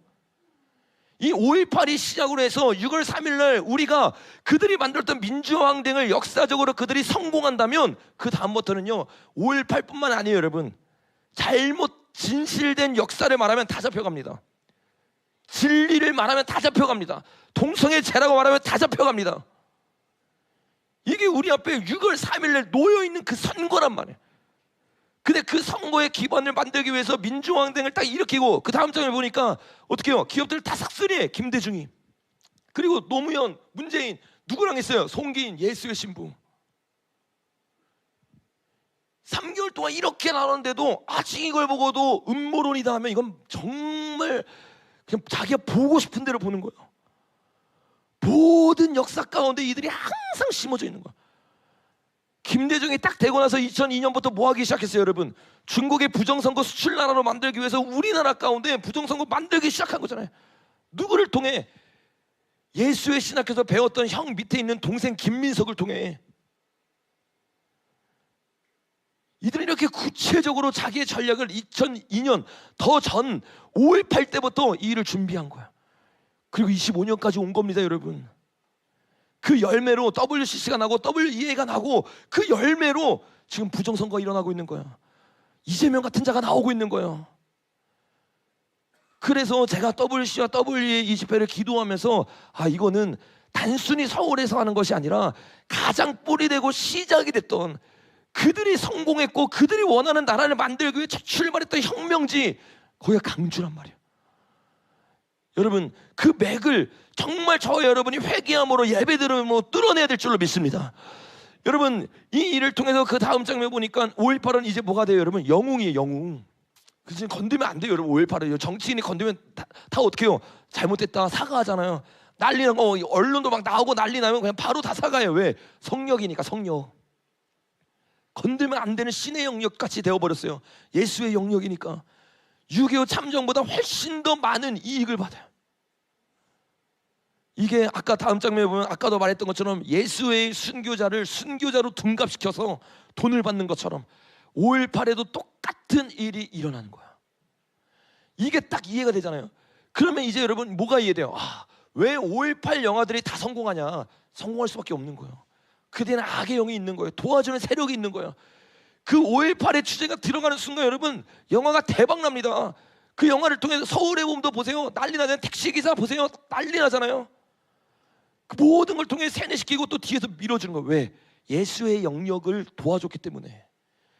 그 영역을 도와주면서 가장 최근에 상 받은 사람 또 누구예요? 김대중 노벨상 받았죠. 또 누가 노벨상 받았어요? 다음 장에 보면 한강이잖아요. 한강이 뭘 주제로 다뤘어요 여러분? 5.18을 주제로 달렸어요. 5.18을. 이 한강이 다음 장면 보니까 어떤 사람이 일루미나티 표식을 계속하면서 사진을 올리는 자입니다. 이 정확한 역사를 모르는 사람은 그냥 이것만 봐도 이 사람 그냥 예수의 사람인가 보다 이러겠지만 진짜 뿌리의 역사를 보고 강조의 역사를 보고 그 가운데 있는 5.18의 역사를 본 다음에 이 사람이 하는 행동들 보잖아요. 이게 우연이 아니에요. 5.18과 관련된 사람만 지금 우리나라에서 노벨상 받았어요 여러분. 저는 처음에는 이해 못했어요. 아니 세상 사람이 5.18을 아나? 근데 보니까 이제 아는 거예요. 예수의 사람들, 공산주의 사람들, 공부한 사람들을 정확하게 아는 거예요. 이게 혁명이었다는 거. 그리고 혁명이 성공해서 지금까지 대한민국을 장악하고 둔갑하고 영웅영세할 수 있다는 거. 여러분, 그 다음 장면 보는 것처럼 그러기에 우리가 이 모든 일들이 이제 이해가 되시죠? 회개, 배도, WL을 막아야 돼. 또 부정선거를 막아야 돼. 어디서 막아야 돼요, 여러분? 이 강주 땅에서 막아야 돼. 이 모든 거의 열매가 다 따르게 보여요. 따르게. 근데 이 모든 게 사실상 다 이어져 있는 거예요. 다 연결되어 있는 거예요. 어디에 씨앗이 심긴 거예요? 강주에 적그리스도의 씨앗이 심겨졌던 거예요. 여러분, 그 씨앗을 우리가 깨뜨리고 참 감람나무의 강주가 될 수 있도록 이번 일주일 여러분 준비해야 될 줄로 믿습니다. 기도해야 될 줄로 믿습니다. 이 싸움이 여러분 이제 얼마나 영적 싸움인지 아셨죠? 기도 없이는 못 이깁니다. 진짜 교회 안 되고 못 이겨요. 왜? 첫 출발부터 성전의 전쟁이었어요. 어떤 전쟁? 이 성전의 전쟁이었다면, 종교의 전쟁이었다면, 예수와의 전쟁이었단 말이에요. 그 전쟁 가운데 우리가 진 것처럼 보여요. 근데 사실 진 거 아니에요. 왜? 거기에는 어떤 피가 쏟아져 있어요? 순교의 피가 쏟아져 있어요. 송양호 목사님과 두 아들의 피가 쏟아져 있어요. 수많은 그때 당시에 뜨거웠던 청년들의 피가 아직 강주 땅에 쏟아져 있단 말이에요. 그걸 아는 자들이 계시록에 어떻게 해요? 그 순교의 피를 가지고 기도하는 거, 주님 앞에 나아가는 거예요. 그때 어떻게 해요? 하늘의 문이 열렸어요. 이게 7년 대환란의 역사였단 말이에요. 그때마다 주님의 마음과 주님의 뜻과 역사를 깨달은 자들이 그걸 가지고 진짜 교회가 해야 되는 기도, 나의 기도가 아니에요, 여러분. 내가 원하는 기도가 아니에요. 이 나라의 역사 가운데 숨겨져 있는 기독교의 맥을 잡고 그 맥으로 하나님 나라를 위해 기도할 때 하나님이 역사하실 줄로 믿습니다. 여러분, 그걸 하기 위해서 우리가 지금 계속 하고 있는 일이 뭐냐? 일주일 동안 더 준비해야 돼요. 뭐? 한번 따라해볼까요? 진짜 교회가 돼야 됩니다. 진짜 예배자가 돼야 됩니다. 여러분, 이 영적 전쟁에서 승리할 수 있는 유일한 길은 교회가 교회되어서 하늘의 예배를 올려드릴 때 하나님이 그 역사를 일으켜요. 그래서 진짜 기름 부음이 필요한 거야. 그래서 그 기름 부음 가운데 진짜 예배가 일어나야 되는 거야. 그 예배가 일어날 때 그 예배자의 특징이 뭔지 아세요? 한번 따라해볼까요? 예배자는 하나님의 시간표로 돌아갑니다. 모세의 기름 부음을 통해서 그 자리에 교회가 생깁니다. 근데 교회가 생기고 나서 그들은 그 자리에 머물러 있지 않았어요. 자신의 시간표에 머물러 있지 않았어요. 그때는 기적이 안 일어나요. 하나님의 이기심, 승리하심이 안 일어납니다. 어떤 자들에게 일어나느냐? 진짜 교회가 됐어. 그럼 그 사람은요, 주님의 시간표로 움직이기 시작해. 그래서 출애굽기 12장에 보니까 뭐라고 말해요? 이 날이 7월 1일인데 새해 첫날이다. 왜? 하나님을 만나서 새로운 시간표로 들어간 거야. 하나님의 어떤 시간표, 여러분, 내가 원하는 시간표가 아니라 고람대오의 삶을 살면서 주님의 시간표로, 레마의 시간표로 들어가기 시작하는 거야. 여러분, 오늘 저와 여러분이 그 시간표로 다시 돌아가야 될 줄로 믿습니다. 그래서 우리가 지난주 또 다음 장면 넘겨보면 지난주 동안 계속 나왔던 것처럼 지난주에는 6월절을 나눴어요. 우리가 하나님의 시간표를 안다고 생각했는데 진짜 시간표를 몰랐어요. 그래서 6월절에 4가지의 단계가 있었는데 그 단계를 배우고 또 금요일날 무교절의 핵심적인 내용들을 담았어요. 왜? 요거를 알아야 초실절을 경험하고 오순절을 경험해서 뭐 하는 거예요? 이 7년 대환란은요, 예수님이 뭐 하는 거예요, 여러분? 신랑으로 준비되어서 집 준비하러 가신 거예요. 그러면 이제 뭐 해야 돼요? 신부들이 준비돼야 되는 말이에요. 금요일날 하는 것처럼 이 나팔절은 정확하게 하나님의 신부를 부르는 사인이면서 동시에 신부가 예수님의 길을 걸어가는 거야. 그래서 진짜 준비된 사람 6월절 점산연반 때 어떻게 해요? 두 날개의 보호하심을 받아. 이게 패스오버가 돼서 하나님과 함께 동행하는 삶을 살아가고, 그리고 어떻게 해요? 적그리스도가 일어나는 걸 하나님이 허락하십니다. 왜? 예수님처럼 십자가를 지는 신부들이 일어나야 되니까. 그래서 이 나팔절 때 어떻게 해요? 하나, 둘, 셋, 넷, 5번째 나팔절이 막 불어오기 시작하면서 6번째 나팔절이 불어오기 시작하면서 신부가 그 소리 듣고 이제 무교절로 나아가. 언제까지? 성도의 권세가 깨어질 때까지. 이 깨어지는 것을 경험할 때 여러분, 저와 여러분이 주님 재림하기 바로 직전에 부활의 옷을 입고 휴거되게 될 줄로 믿습니다. 여러분, 이 휴거를 사모해야 돼요. 이게 오늘 우리가 알아야 되는 부활절의 진짜 메시지란 말이에요. 부활절은 여러분 진짜 주님을 경험한, 6월절을 경험하고 무교절을 경험한 사람, 이 사람이 주님과 함께 부활하고 하나님의 영권을 가지고 나아가게 될 줄로 믿습니다. 요 일이 언제 일어나? 이건 개인의 일이 아니에요. 요거는 공동체의 일입니다. 다윗의 장막이 만들어지고 그 만들어진 다윗 장막이 같이 움직이면서 유월절을 경험해요. 무교절을 경험해요. 그리고 초실절을 경험하는 겁니다. 근데 이 유월절을 단체가 경험하기 위해서 남은 자들이 먼저 유월절과 무교절과 초실절을 경험합니다. 그게 뭐냐면 첫 열매예요. 예수님이 첫 열매로 이른비 성령을 일으켰던 것처럼 이 늦은비 성령이 임하기 전에 이거를 가지고 기도하는 첫 열매들이 있단 말이에요. 여러분, 저와 여러분이 정말 순구의 정신으로 그 첫 열매를 사모하길 예수님의 이름으로 축복합니다. 자, 무교절을 지나야만 오늘 우리가 지금 부활주일인 이 부활절을 경험할 수 있는데, 어떻게 경험할 수 있느냐? 다음 장면 한번 봐보겠습니다. 한번 읽어보겠습니다. 시작.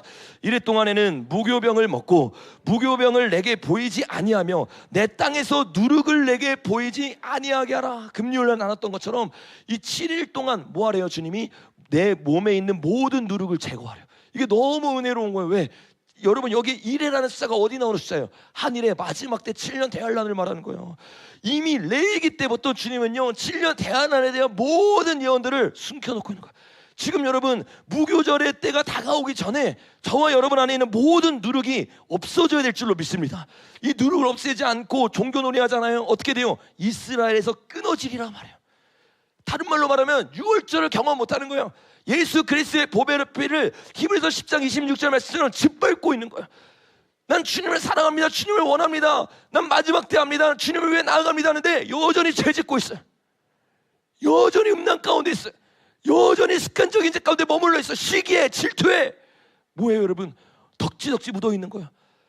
주님이 초청할 때 그냥 신나서 막 가요. 뭐하지 않고, 거울 보지 않고, 내 자신 보지 못하고. 주님이 뭐라고 말합니까? 너 예복 입지 않았어. 청함받은 자는 많은데 택함받은 사람이 너무나 적은 거야. 여러분, 이 한일회를 준비하는 자들 되길 예수님의 이름으로 축복합니다. 금요일날 4가지를 나눴어요. 다음 장면 보니까 첫째 뭐래요? 바리새인의 누룩. 이게 외식의 누룩이에요. 외식의 누룩 뭐라고 했습니까? 하나님과의 첫사랑을 잊어버린 사람, 종교적 행위만 남은 사람. 금요일날 이 설교를 들은 사람, 여러분 금토일 주님과 교제 보내셨습니까? 수많은 사람들이 습관화처럼 화석화되어서 주님께 물어보는 인생이 쉽지 않아요. 주님 앞에 머물러 있는 인생이 쉽지가 않아요. 한 번 듣는다고 안 바뀝니다. 여러분, 지금 이 시즌 때 계속 이 말씀 들어야 돼. 아, 진짜 결단해야 되는구나. 진짜 골방 세워야 되는구나. 진짜 주님의 음성 들어야 되는구나. 지금 영적으로 예수와 싸우는데 주님과의 골방을 놓치면 어떻게 이기겠어요? 삼손이 되어버리는 거예요. 종교심만 남아있는 거예요. 내가 아직도 힘이 있다고 착각하는 거예요. 여러분, 진짜 주님과 교제를 나누십시오. 이 자리에서만 뜨거운 자가 아니라 내 마음이 뜨거워야 돼요. 내 마음에 주님과의 사랑이 있어야 돼. 첫사랑이 있어야 돼. 주님과의 은밀한 음성이 회복돼야 돼. 금요일날 이거 나누고 기도하는데 얼마나 주님의 마음이 계속 느껴져서 제가 무너지면서 기도했어요. 왜? 주님의 음성이 계속 들려오는 거예요. 그 주님의 음성을 들으면 여러분, 그 세밀한 음성이 우리를 무너뜨립니다. 우리를 바꿉니다. 내가 먼저 찾아가도 시원치 않을 판에 주님이 먼저 내려오시는 거예요. 말하는 거예요. 내 이름을 불러주는 거예요. 내가 기다렸다고 말하는 거예요. 내가 다시 와서 너무 기쁘다고 말하는 거예요. 그 음성이 들릴 때 내 영이 회복되는 거예요. 주님을 알아가기 시작하는 거예요. 그러니까 자연스럽게 어떻게 해요? 종교놀이가 아니라 진짜 실제 본질, 경건의 모양이 아니라 능력의 신 예수님과 동행하기 시작해요. 그 기도가 너무 행복한 거예요. 즐거운 거예요. 여러분, 큰 소리로 기도만 하는 자 아닌 그 기도 가운데 주님과의 동행이 있길 예수님의 이름으로 축복합니다. 그 주님과 동행일 때 헤롯의 노릇, 이게 뭐예요? 세속적인 노릇이. 주님과 동행이 없으니까 바리새인처럼 겉으로는 거룩한데 진짜 거룩이 없어요. 주님과의 사귐이 없어요. 그러니까 어떻게 해요? 세상에서 질대 영역에서 헤롯처럼 살아가는 거예요. 금요일날 나눴죠? 헤롯이 어떻게 살았어요? 연설하는데 질대 영역 가운데 하나님과의 이원화가 딱 이루어지니까 거기서 나를 높여. 그러니까 벌레가 와서 다 잡아가잖아요. 수많은 사람이 이 헤롯의 영성인 거야. 가정에서는 내가 왕이 돼. 가정에서는 내가 원하는 대로 굴림해. 내 감정대로 막 해. 직장에서는 내가 원하는 대로 사람들을 하대. 그러면서 여기 와서는 섬기는 척해. 봉사하는 척해. 바리새인의 누룩 가운데 헤롯의 누룩이 덮여지기 시작하는 거야. 이 누룩이 있을 때 주님이 뭐라고 말하는 줄 아세요? 이 마지막 때 유월절을 너는 경험 못할 거다. 기근을 같이 경험하게 될 겁니다. 그 다음 장에 보니까 뭐라고 말해요? 이 누룩의 핵심은 묵은 누룩이야. 묵은 누룩 뭐예요? 주님과의 교제가 너무 예전인 거예요. 첫사랑의 기억이 너무 예전인 거야. 새 가족 부대가 된 게 아니라 너무 예전에 누룩이 되어버렸어. 여러분, 주님과의 교제가 오늘 이 일부 예배 때 회복되기를 예수님의 이름으로 축복합니다. 이 누룩이 계속 묻어있으면 굳은 쌀이 배겨서 아기에 찬 누룩이 돼요.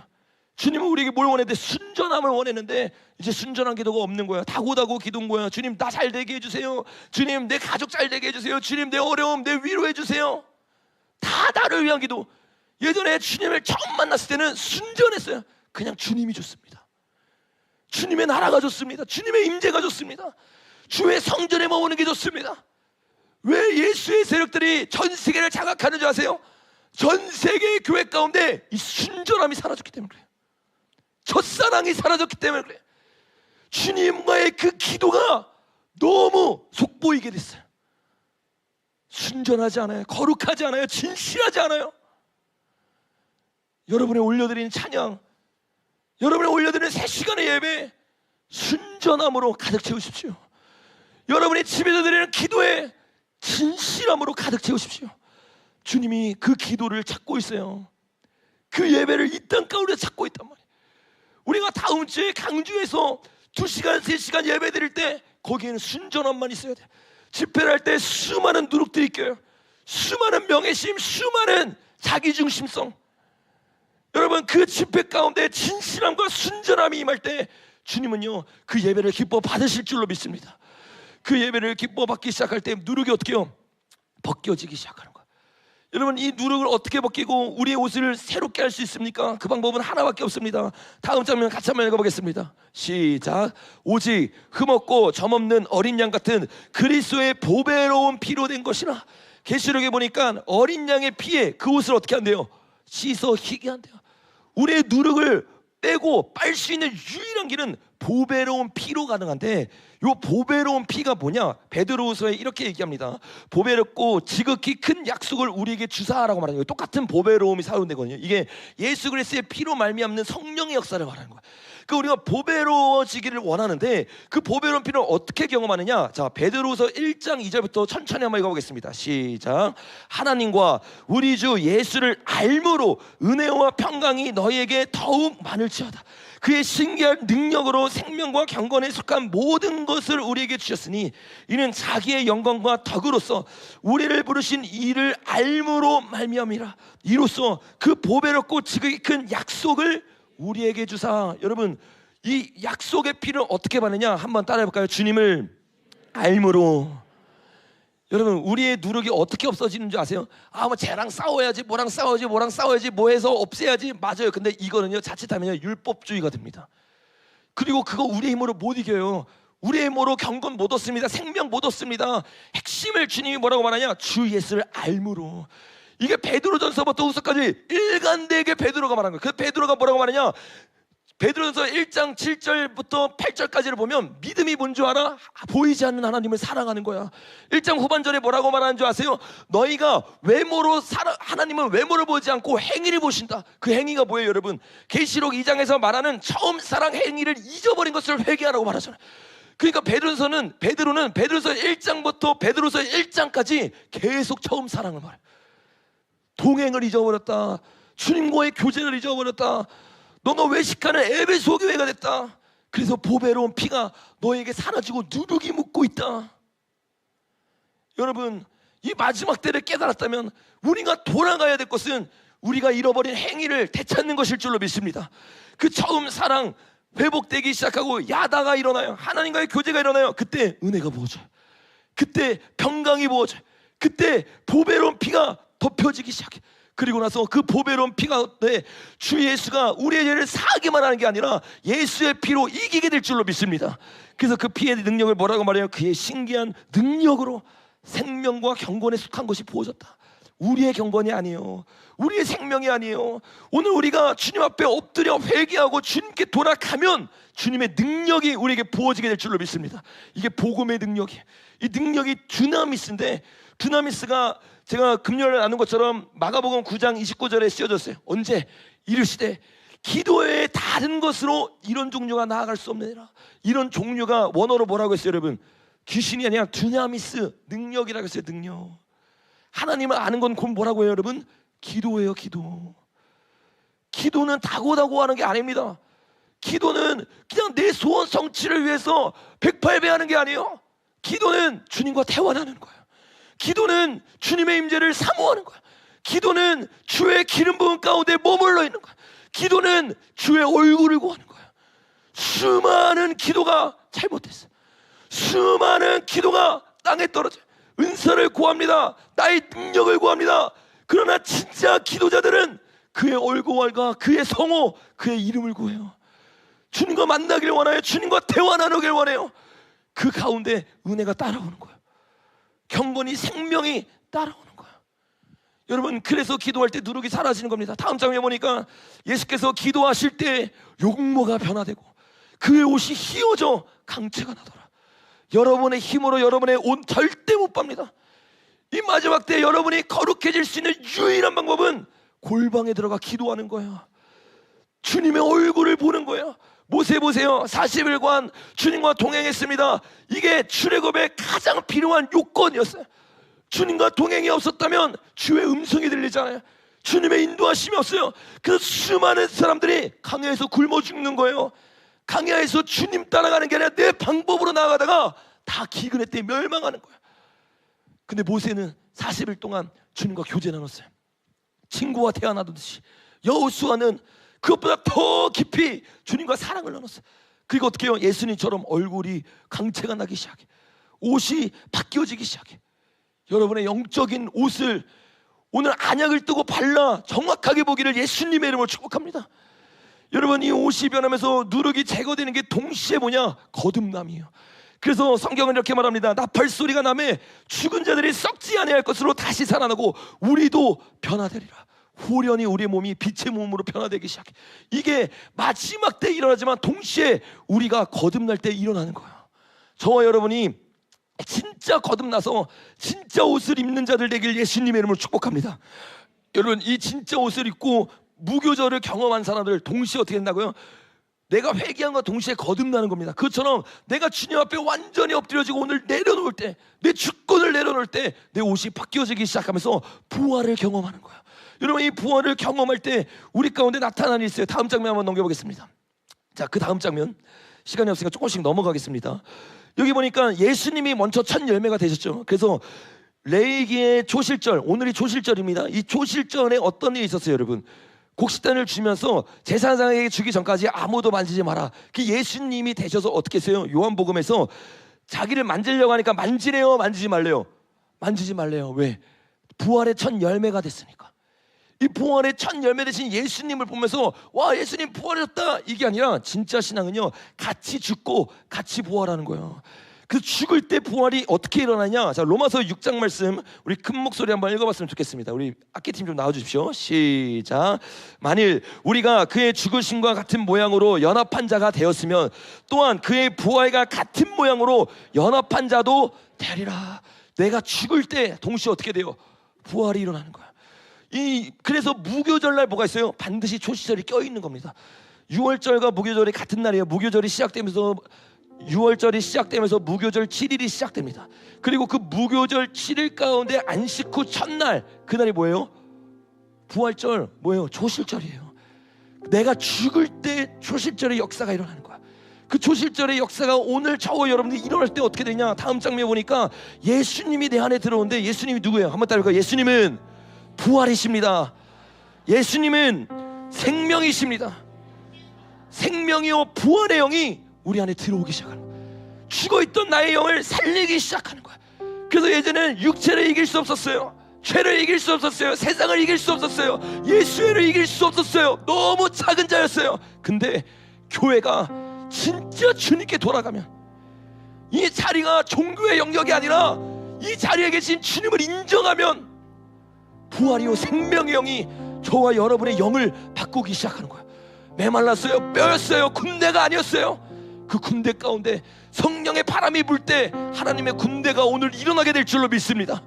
그 하나님의 군대가 일어날 때 그 군대는 하나님께 복종돼요. 그리고 그 하나님을 따라갑니다. 왜? 다음 장면에 말한 것처럼 주는 그리스도요 살아계신 하나님의 아들이기 때문이에요. 주님은 오늘도 말씀하는 분입니다. 주님은 오늘도 우리를 인도하는 분이에요. 이게 여러분 초대교회의 복음이었어요. 초대교회는 그래서 죽은 예수님을 가르치지 않았어요. 단순히 제사함에서만 머물러 있지 않았어요. 왜? 제사함에서 머물러 있는 신앙은 그 뒤가 없어요. 동행함이 없어요. 교제가 없어요. 감사합니다 하고 끝나버리는 거예요. 그들이 원했던 건 그게 아니에요. 왜? 하나님의 마음을 알고 중매장이가 됐기 때문에, 주님이 동행하고 싶어 한다는 그 중심을 알았기 때문에 그들에게 부활의 증언을 하기 시작해. 부활의 복음을 가르치기 시작해. 여러분, 이제는 죽은 복음이 아니라 부활의 복음으로 들어가길 예수님의 이름으로 축복합니다. 이 부활의 복음으로 들어가잖아요. 이 사람은 이제는요, 나를 위해서 안 살아가요. 왜? 나는 죽었으니까. 내 가치관은 없으니까. 내 비전은 없으니까. 그러니까 여러분, 송영호 목사님 보세요. 죽을 거 뻔히 알아. 두 아들 죽었어. 두 아들 잡힌 범인이 잡혔어. 내 뜻대로 살았으면, 내 감정대로 살았으면 그 아들을 죽인 자들을 어떻게 용서해요?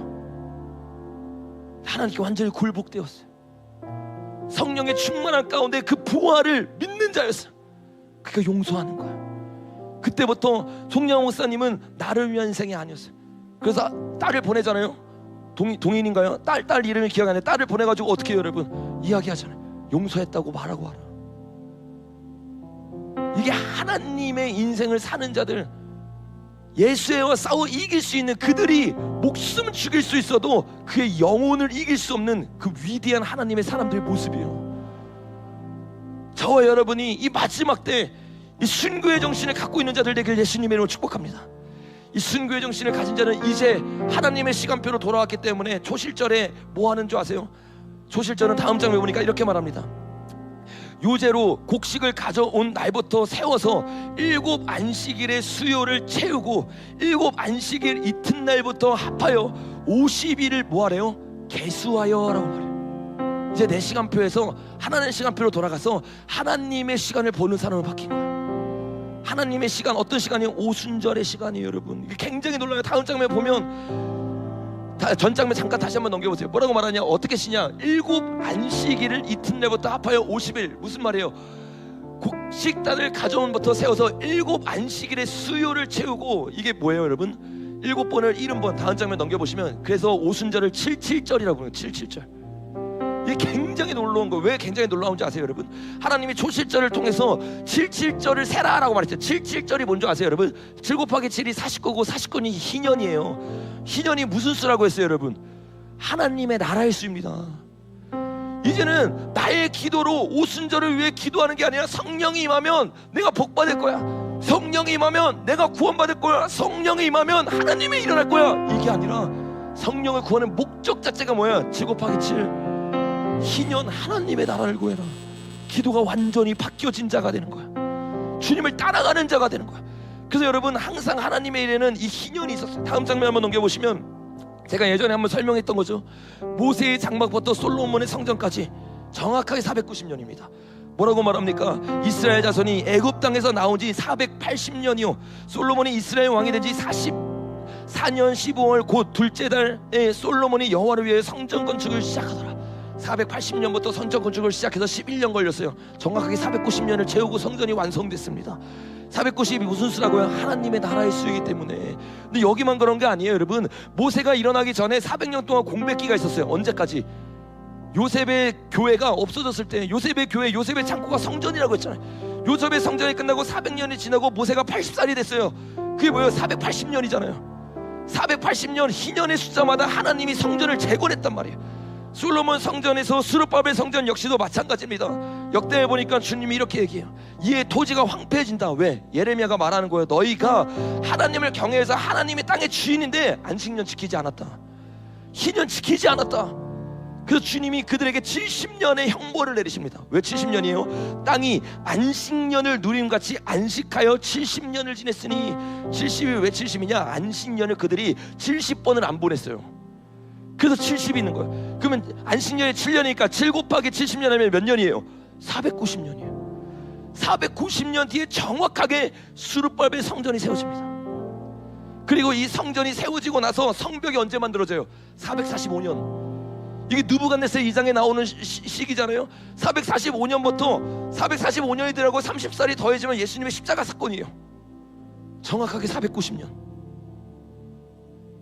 예수님의 숫자에 대해서 이야기하고 있는 거야. 7절은 뭘 말하냐? 진짜 부활한 자, 그 자는 더 이상 나의 나라를 구하지 않는다.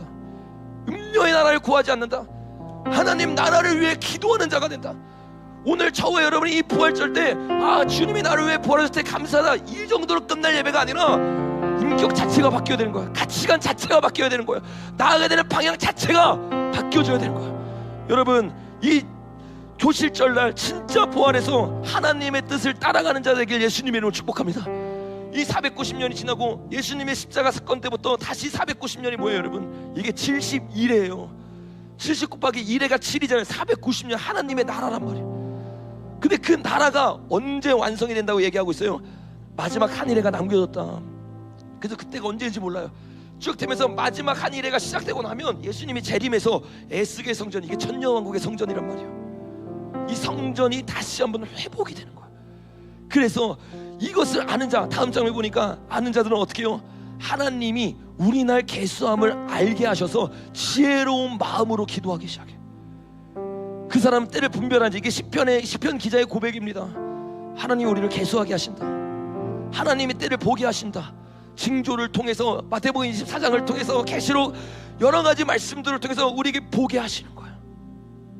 그 사람들은 어떻게 합니까? 이제 이 땅의 방법으로 안 싸웁니다. 주님이 뭐라고 말하는 줄 아세요? 야, 칼로 싸워서 절대 못 이겨 말고 기 배우려고 하니까 주님이 뭐라고 말해? 7번에 몇 번까지? 70번까지. 490년 하나님의 나라를 기억함으로 용서해라. 그 용서가 나의 삶 가운데 일어나요. 그러니까 어떻게 해요? 기도가 뚫리는 거야. 기도하러 가는데, 예배하러 가는데 형제를 보고 분노가 있어요, 질투가 있어요, 시기가 있어요. 그럼 기도가 막힌대요. 그 주님이 말하는 거야. 너희가 하늘의 문을 여는 기도를 하기 위해서 용서해라.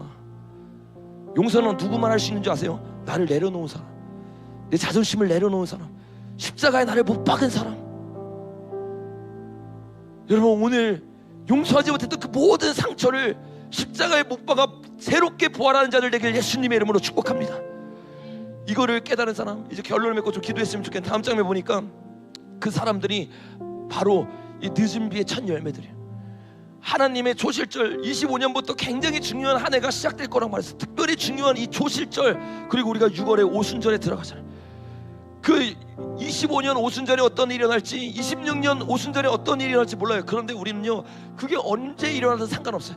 그걸 재면서 기도하는 게 아니에요. 왜? 우리의 기도 자체가 뭐로 바뀌었기 때문에? 하나님의 나라 중심으로 바뀌었기 때문에 계속 하나님을 구하는 거예요. 언제까지? 올 때까지, 성령이 임하기까지. 수많은 사람들이 이 시즌 가운데 다 떨어져 나갑니다. 380명이 떨어져 나갔어요. 그들이 떨어져 나가면 어떻게 해요? 오순절에 안 임하는 겁니다.